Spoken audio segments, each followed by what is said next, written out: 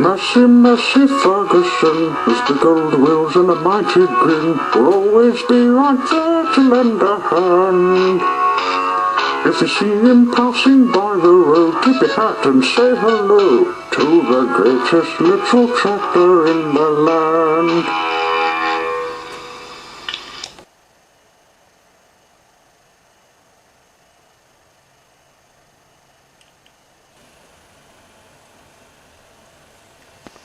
It was a cold winter's day in New Zealand. In Ferguson Farm, Massey and his friends were waiting for time to leave for Tasmania after crop delivery to the market towns. Mac's tractor was the last machine to drive into the barn. "Does anyone know there's something blue and white in our country?" he asked. "No, Max," said Massey. "I remember seeing shirts in beach colour.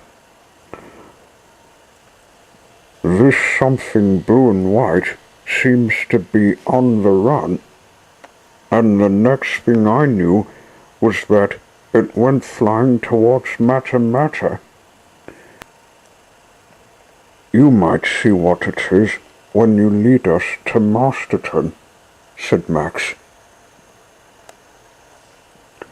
They went to sleep. The next morning, when the machines woke up, it was a rainy night morning. "This rain will bother us. We can see the way with our headlights on," said Massey. "I hope it's a clean one, the drive to Masterton," said Butte. "The roads can be muddy." One by one, all the machines left the farm on the long journey.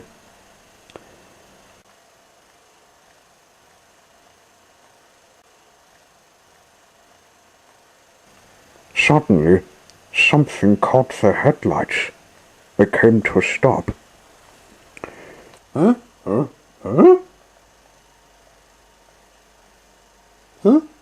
Hey. "There's that blue and white object on the run the evening before," said Max. "It looks like a human." "It's a metal figure, but it's running through the rain. It'll get rusty if we don't help it," said Massey. "It'll get mud too," said Butte. "But what's worrying you guys?" asked Gracie. "We don't know. The only thing is to talk to it," said Massey.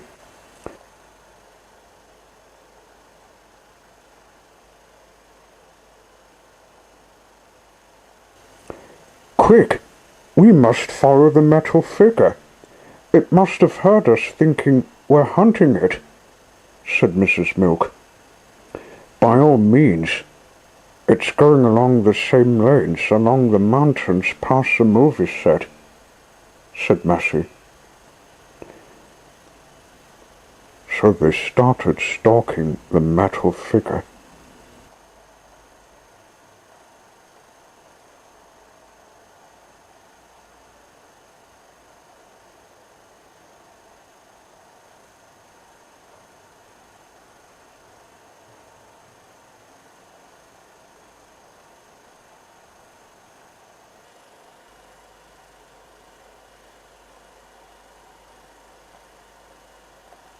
Huh?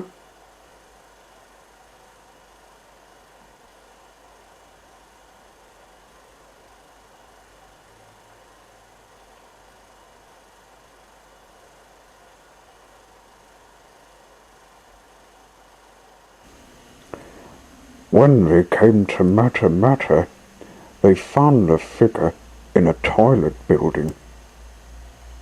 With a careful row, they had a closer look at the figure. "Oh, crikey Moses," said Massey. It's a robot. That's who you saw, Max. A girl one, if you ask me, said Gracie. She seems lonely. The robot looked up, realizing she was caught. Don't hurt me, please. I'm no enemy of this planet, she said.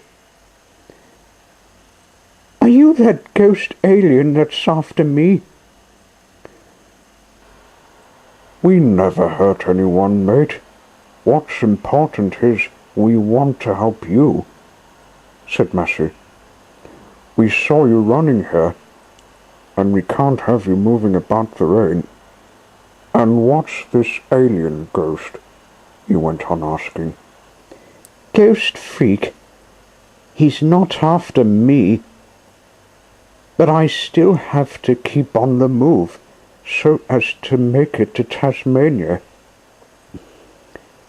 I'm not really supposed to be here at all. I'm a stowaway.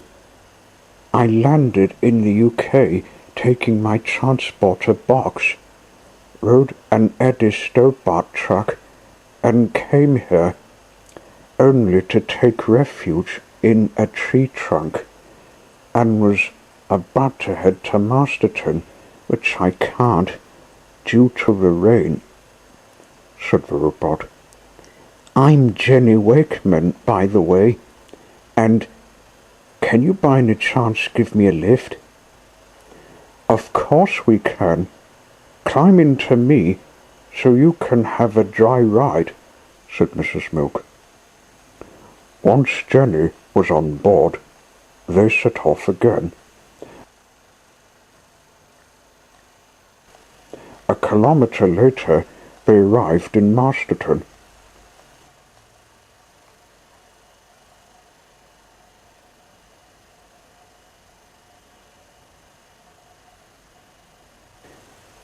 It's just in the warehouse next to Countdown. All we have to do is go in there without the delivery trucks about, whispered Massey. With our headlights off, said Gracie. Good idea, mate. Then we find the door with a button on the side. Just one thing, Earth machines. The door's closed, but I can unlock it, then close it when we're inside, said Jenny. I've just remembered. I've got some crates of apples for the shop. I can put it in there, said Butte. Double good idea. With the plan in hand, the machines and Jenny sneaked towards the warehouse. Jenny unlocked the door, opened it, and signalled the machines to go inside.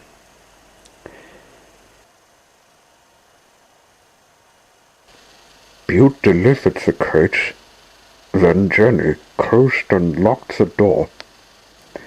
Okay, now we can find the door. It's behind the crates, said Massey. One at a time. We can't cause a traffic jam.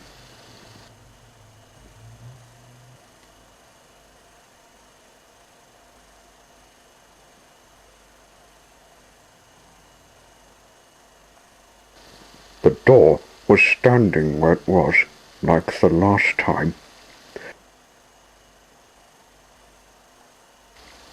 One by one, the machines went through the doorway.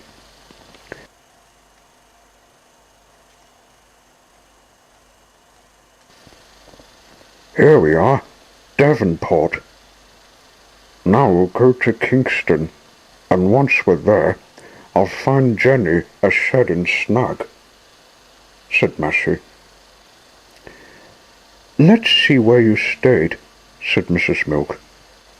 And they drove out of the wood, out of Davenport, to drive all the way to Kingston. As they drove to Kingston, they saw a police car. Play cool, Jenny, said Mrs. Milk. Laws are the same here as well as in New Zealand. Jenny hoped she wouldn't get taken to court.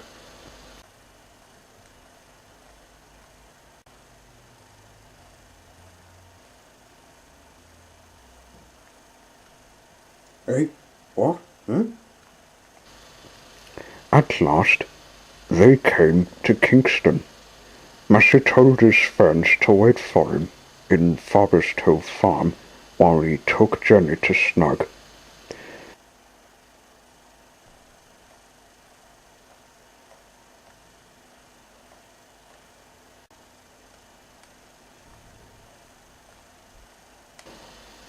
"Where are we going?" asked Jenny. "I've visited a shed before with a lake, so thought it would do for you to live in. Minuet's next door to it," said Massey. I know that pony, said Jenny. I was wanting to live with her. "We're about to enter the top woodland when we enter the village."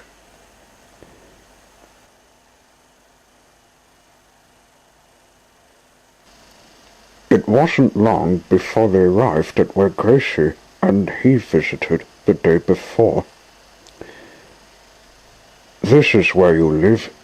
It's only the first week till it's time to change it into a house," said Massey. "Thanks for the help, Massey. I'll never forget our first visit to each other," said Jenny, and she settled in a refuge hut. Massey went back to Forest Hill Farm to rest in the shed with his friends. "I hope she settles in all right," he told himself. 6 weeks had passed, and Jenny had been sleeping and had been writing on a diary she brought. I'm never lonely. I might make some friends, perhaps lots.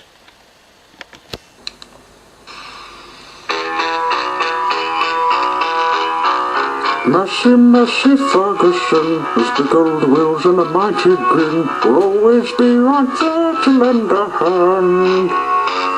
If you see him passing by the road, tip your hat and say hello to the greatest little tractor in the land.